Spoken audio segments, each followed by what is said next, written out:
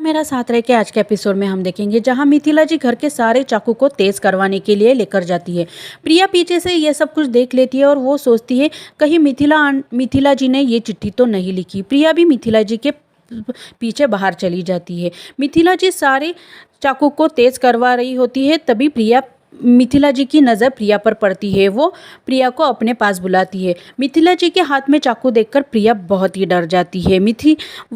वो मिथिला जी से कहती है आपके हाथ में चाकू। तभी मिथिला जी कहती है कि मैं इन सभी चाकू को इन भाई साहब से तेज करवा रही हूँ। हम सभी अपने परिस्थितियों से बाहर निकल गए, लेकिन ये अभी तक बाहर नहीं निकले, तो हमें ये सब कुछ ध्यान रखना चाहिए। और मिथिला जी प्रिया से ये कहकर वहाँ से चली जाती है। प्रिया सोचती है कहीं मिथिला आंटी ने तो ये चिट्ठी नहीं लिखी होगी। तभी एक दूध वाला आता है और प्रिया के हाथ में दूध के 2 कैन थमा देता है। प्रिया सोचती है इस मिल्कमैन को इतना भी नहीं पता कि इस घर की रानी कौन है और मेड कौन है।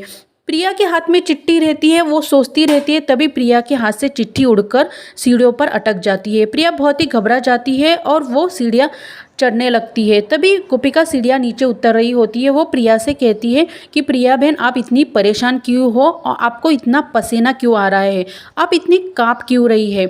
प्रिया कहती है नहीं, मैं एक्सरसाइज कर रही हूँ और उसके बाद ये दूध पी लूँगी। गोपिका प्रिया से कहती है कि सुबह की बात अधूरी रह गई थी, मुझे आपसे बात करनी है। गोपिका वहाँ से चली जाती है। प्रिया बहुत ही परेशान होती है। वो जैसे ही नीचे उतरती है, प्रिया के हाथ से वो चिट्ठी नीचे गिर जाती है। तभी वहाँ से मीनल जा रही होती है। मीनल की नज़र उस चिट्ठी पर पड़ती है। मीनल चिट्ठी पढ़ने वाली होती है। तभी प्रिया बहुत ही घबरा जाती है और वो पूरा दूध का कैन मीनल पर डाल देती है। मीनल पूरी दूध से भीग जाती है और चीखने लगती है। तभी सक्षम, चिराग, गोपिका और मिथिला जी आशी वहाँ पर आ जाते हैं। मिथिला जी प्रिया से कहती है कि ये तुमने क्या किया। प्रिया कहती है वो मेरे हाथ से कैन स्लिप हो गया और आंटी पर पूरा दूध गिर गया। मिथिला जी कहती है तुम झूठ बोल रही हो, जो भी सच है वो बता देना। तभी वहाँ पे सिक्योरिटी गार्ड आता है और वो कहता है मैडम के हाथ में एक कागज़ था, उसी की वजह से ये दूध गिरा होगा। मिथिला जी प्रिया से कहती है ऐसा कौन सा ज़रूरी कागज़ था जो तुम दूध संभाल नहीं सकी। चिराग कहता है लाओ मैं पढ़ता हूँ। मीनल चिराग को चिट्ठी देती है। प्रिया बहुत ही घबरा जाती है।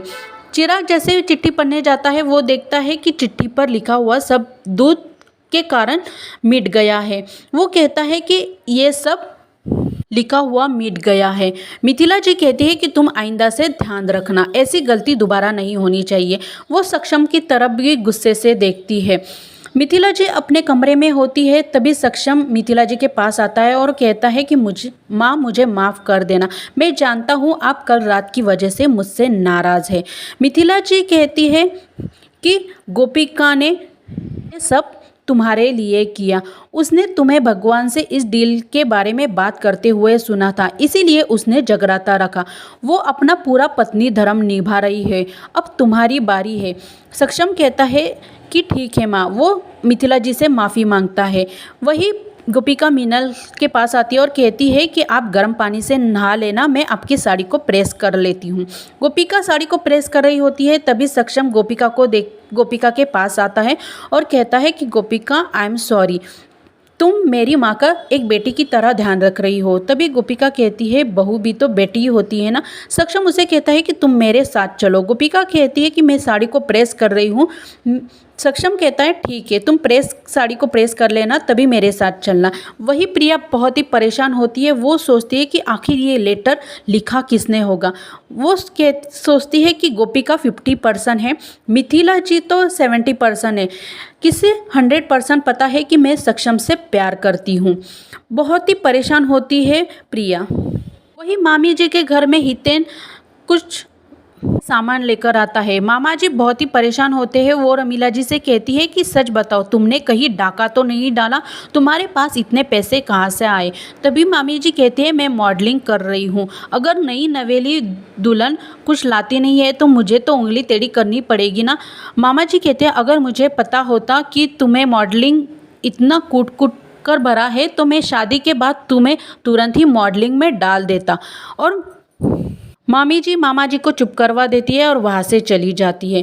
वही सक्षम हाथ पकड़कर गोपिका को रसोड़े में लेकर आता है और वो कहता है कि कल के लड्डू अधूरे रह गए थे, तो मैं तुम्हारे साथ आज लड्डू बनाऊंगा, तुम मेरी मदद करोगी ना। तभी गोपिका और सक्षम आटे के लड्डू बनाते हैं। प्रिया बहुत ही परेशान होती है। वो सक्षम के कमरे में जाती है तो देखती है कि सक्षम कमरे में नहीं है।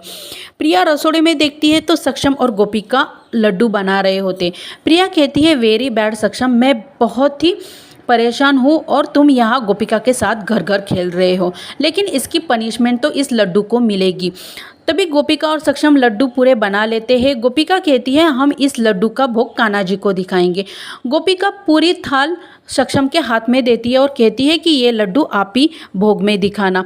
प्रिया भागी भागी लड्डू गिराने आती है, लेकिन सक्षम लड्डू को संभाल लेता है और गोपिका प्रिया को गिरने से बचा लेती है। सक्षम प्रिया से कहता है कि तुम हर वक्त गिरती कैसी रहती हो। प्रिया कहती है कि वो तो मैं तुम्ही से मिलने आ रही थी। सक्षम गोपिका से कहता है, अच्छा हुआ तुमने लड्डू की थाली मेरे हाथ में दे दी, वरना हमारी पूरी मेहनत बेकार हो जाती। गोपिका और सक्षम वहाँ से चले जाते हैं। प्रिया को बहुत ही बुरा लगता है। और आज का एपिसोड यही था। कल के एपिसोड में हम देखेंगे जहाँ प्रिया अंधेरे में मिथिल डंडा लेकर आती है और मिथिला जी के सर पर जोर से मारती है।